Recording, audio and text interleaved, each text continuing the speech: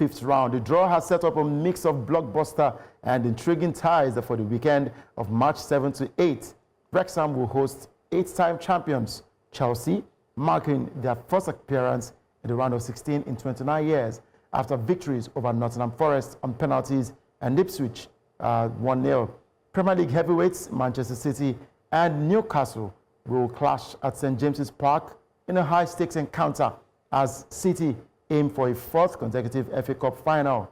Arsenal will travel to League One side Mansfield, while Liverpool face Wolverhampton Wanderers at the Molineux.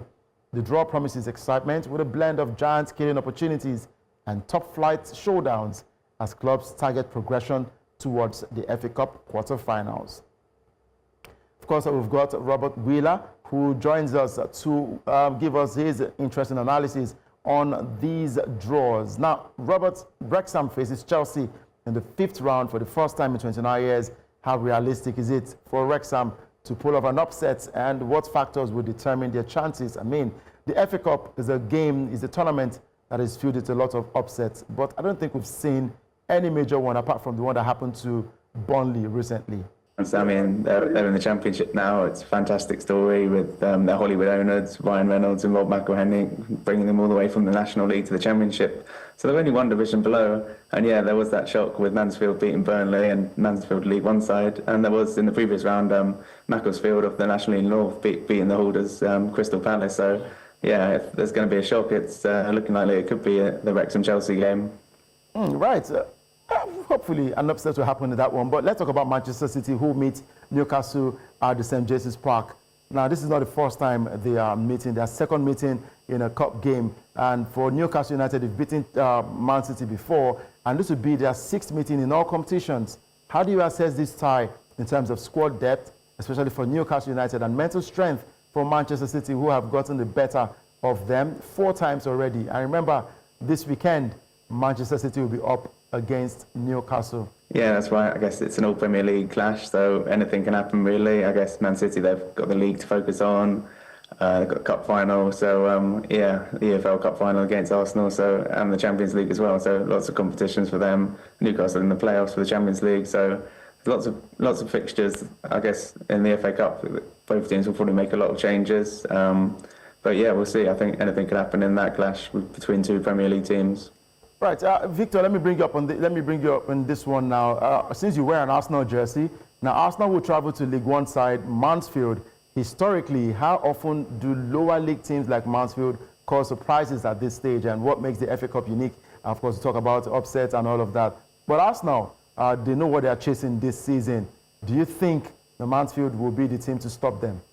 Because you're looking at the Mansfield Town that.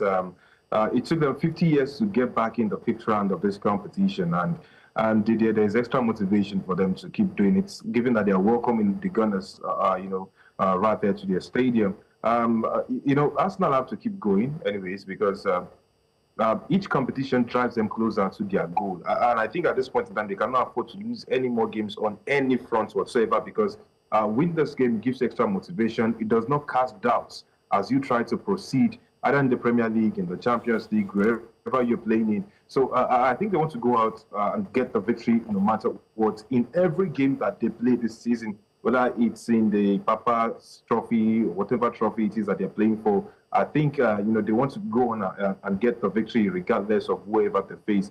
I'm wearing this jersey anyways because of my friend Optimus Prime, Tobia in the somehow, somewhere. Maybe to help him. And it's Gunners this season. But then, I mean, it is what it is right there in the FA Cup. The magic of the cup is right there. And I think we always see one upset or two happen, especially when it comes to, dicey stages like this one. All right, talking about the dicey stages. Now, Robert, what are the chances? What realistic cup do you think Arsenal would win? There's the Premier League, there's the Champions League, there's the FA Cup, there's the Carabao Cup. Which of these tournaments do you think is more realistic for Arsenal to win? Because in the EPL, they're just 4 points ahead of Manchester City, and the pressure is right there on the Gunners.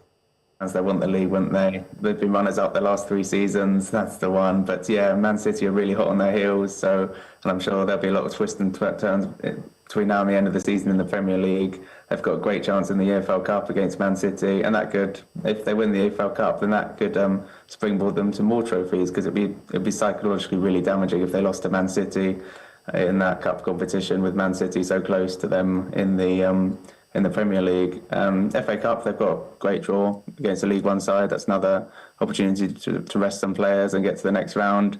And then the Champions League, I guess anything can happen. Who knows who they'll draw in the latter stages of that competition. But they've never won the Champions League, got to the final in 2006. So Arsenal fans, they want the league, but I'm sure they wouldn't mind the Champions League if that happens. But probably the domestic cup competitions are probably the most realistic, albeit they are in a good position in the Premier League.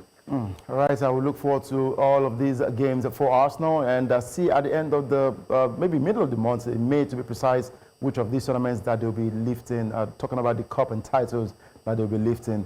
Thank you very much, Robert Wheeler, and Victor Okone. Thank you very much for your time. It was really a pleasure having you on the show. Always a pleasure joining the show. Thank you.